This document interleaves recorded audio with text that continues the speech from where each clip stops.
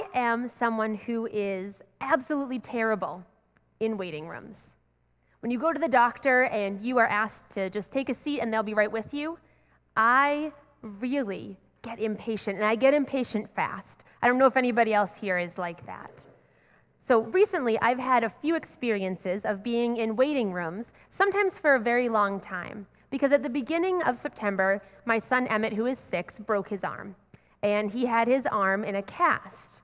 And so we had to go for several follow-up appointments after the initial visit to the hospital, which actually, truth be told, I wasn't there for that. My mother, his grandmother, took him because he broke his arm right before a parents' night out event here at the church. And so I stayed here to run the event, and he went off with Grammy to the hospital. And my mom said, well, don't worry, it will take so long that you'll catch up to us by the time this event ends. We'll still be at the waiting room. And that was a really fast waiting room experience. But the follow-up, which I was there for, was not a fast waiting room experience. So we arrived 15 minutes early, like they say, and we got there, and the person at the desk where we were supposed to check in wasn't there. There was just a sign that said, "We'll be back." And I said to the other person at the other side of the desk, he has an appointment at 11 o'clock, and they said, they'll be back. And I said, but I was supposed to come 15 minutes early, and they said, they'll be back. So we sat down in the waiting room, and I stared my hardest stare at the sign that said that they would be back. And Emmett was really unfazed by the whole thing, but I was just really mad, and I kept checking my watch. I don't wear a watch, but I kept pretending I did, and looking at my phone and sighing loudly. I told you I am not a good waiting room person. And then they came into the desk, and so we went up and we checked Emmett in, and they said, okay, they'll be right with you. An hour and 40 minutes later, we were still sitting in the waiting room. And I will confess that I may have gone up a few times and said, could you tell me an update on the progress? And they said, they'll be right with you. And I said, I had to take him out of school for this. And they said, And I said, he hasn't had lunch yet, and he's 6 years old. And they said, okay, well, we'll be right with you. And I confess, I may have said a few times while sitting there loudly so everyone could hear, if we were this late, we'd be supposed to call them. They would cancel our appointment. But I realized as I was sitting in that waiting room, as I was feeling so in between the place where you're coming from and the place where you're supposed to be going, the place where you've come from your everyday busy life, and the moment when you get to see the doctor, who's having their own busy day that we don't know anything about. That when you're in those in-between moments where I felt like we were just sort of caught in the middle with nothing to do and nothing going on in this void of a place, that wasn't really the case at all. Because in that waiting room experience, there were countless moments of human connection happening all around us. And there were countless moments of human connection happening right with me, with Emmett and me, sitting together in that waiting room for all that time, trying to figure out how to entertain ourselves and amuse ourselves. And it made me think about all the in-between moments in our lives. All the in-between moments when we feel like we're just shuffling from the one place that we're supposed to be to the next place that we want to be. And these moments that go in between, these waiting seasons of life, where it can feel like we're just passing through. But when we just pass through, or when we allow ourselves to get frustrated and flustered the way that I did, what might we miss in those times? What chances for connection? What chances for introspection? What real and lived experiences of connection with one another and with God might we be shuffling past? It caused me to think a lot more about these in-between seasons of our life, because today is one of those kind of in-between moments. As Beth said as she was introducing her prayer, this is a Sunday that we don't always get. a Sunday between Thanksgiving and the start of Advent. It's not really the Thanksgiving season anymore, although we continue to think about being grateful. And it's not yet time to begin counting down those Sundays as we wait for Christmas, even though our thoughts and our mindset and our society have already moved us in that direction. We're in between. We're in between a season of gratitude and a season of waiting, of expectation. It can be tempting or easy to just sort of shuffle past this Sunday quickly. A no-name in-between kind of season of a Sunday. And yet, when we do that, what moments of connection, what moments of pausing to contemplate what it is to be on the bridge between the season of gratitude and the season of hopeful expectation of God's entering into our world. What might we miss? What might we miss in our hurry to get to the next? From the place that we were to the place that we want to be, with this Sunday in between. It's like the waiting room. You know, God, if I was going to take this long, I'd have to call you. This in-between Sunday gives us a chance that we don't always get to take a breath, to pause, to relish in what that season of gratitude means to us. How quickly do we see in our society and in our stores the quick turnover from Thanksgiving to Christmas? Sometimes there isn't even a turnover. It goes from Halloween to Christmas. We don't always get this chance to relish the season of gratitude, to carry that forward into a season of hopeful expectation, to contemplate what it is that God is doing in our midst and what God is about to do in our midst. And to contemplate the generosity, not only that we have the opportunity to show, but that God is showing and has shown to and for us. The psalm that Beth read earlier in our service, Psalm 103, is one of those psalms that is totally and completely a psalm, a song of praise and thanksgiving to God. It's a psalm that proclaims all the good things that God is doing in the life of the psalmist. It's credited to David. All of the good things that God is doing in David's life, all of the good things that God is doing in our lives. It makes me think about, in these in-between moments, in the in-between seasons of life, in the movement from where we were to where we want to be, God is still active. God is active in our lives. God is moving in our midst. God is with us. And there's one line from that psalm that really stands out to me. It talks about God crowning us with love. And the word that's used in the original text is hesed for love. Hesed.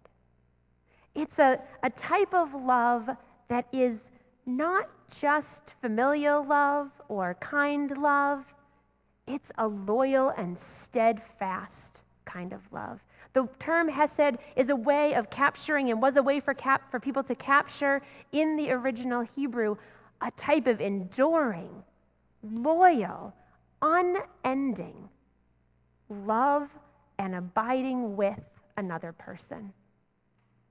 And we're told in the psalm that God crowns us with hesed, with loyal and enduring love, steadfast, abiding with us, moving with us, traveling with us through all the seasons of our lives, present with us in the in-between moments, abiding and enduring.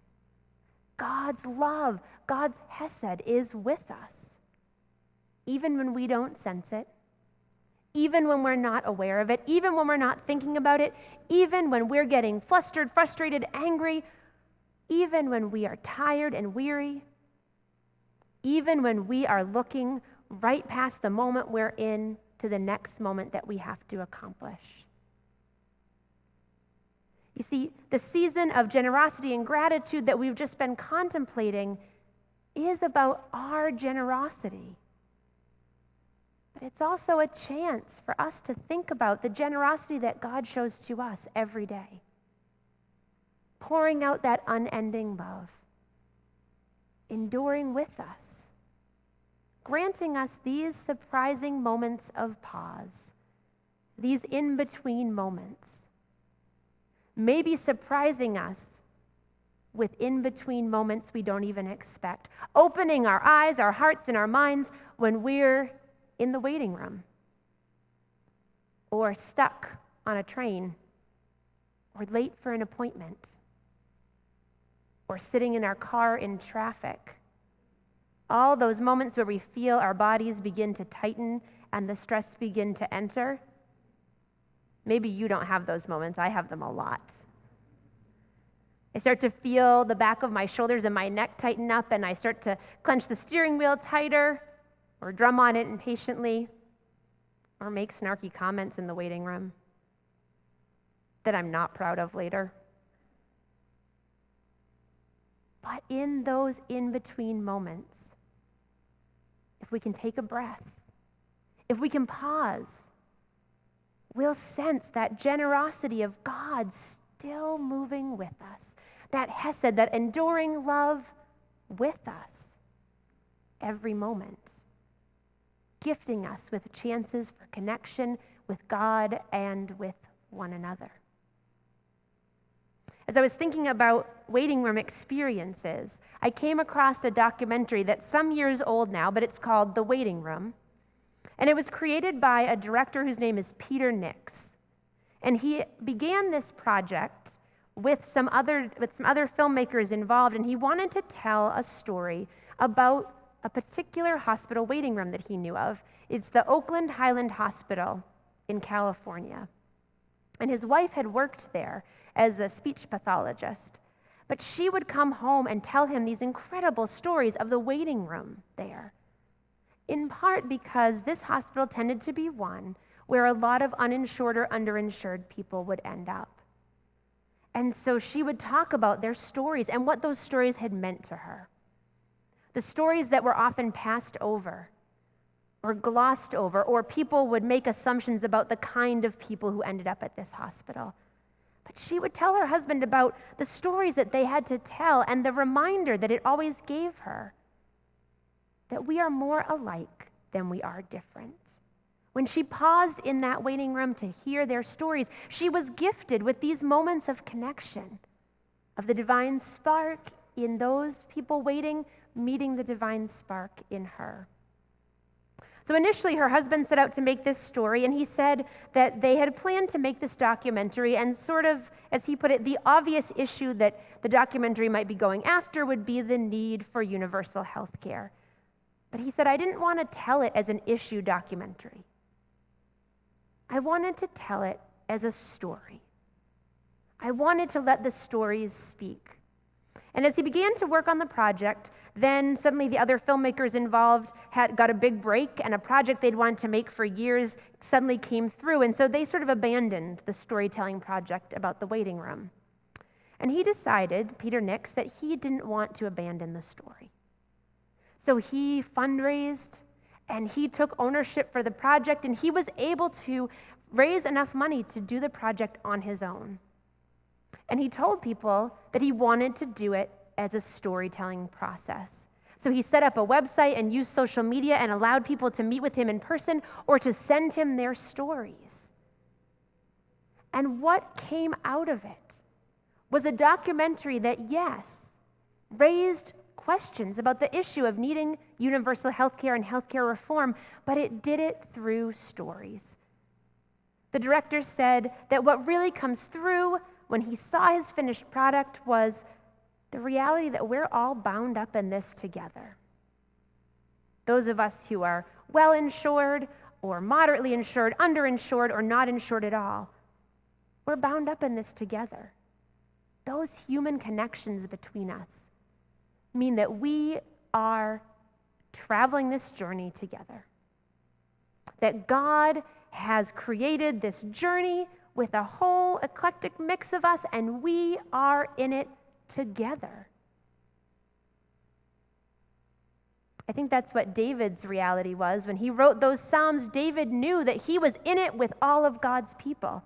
He might have been anointed to be their king, but he was not free to turn his back on where he had come from, or the people who were in need, or the leadership they required, or the help he needed.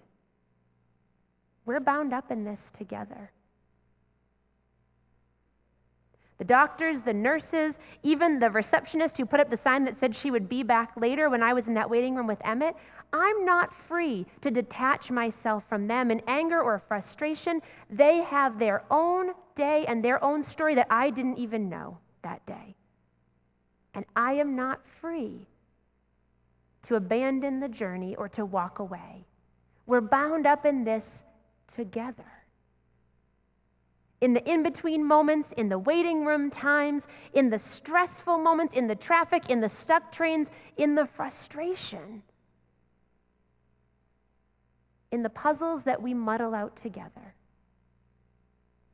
in the injustices we seek to tackle, in the showing up to advocate for affordable housing or universal health care, or to bring food to a parade, or to be a young person and walk in a parade and collect food, we recognize that we are bound up in this together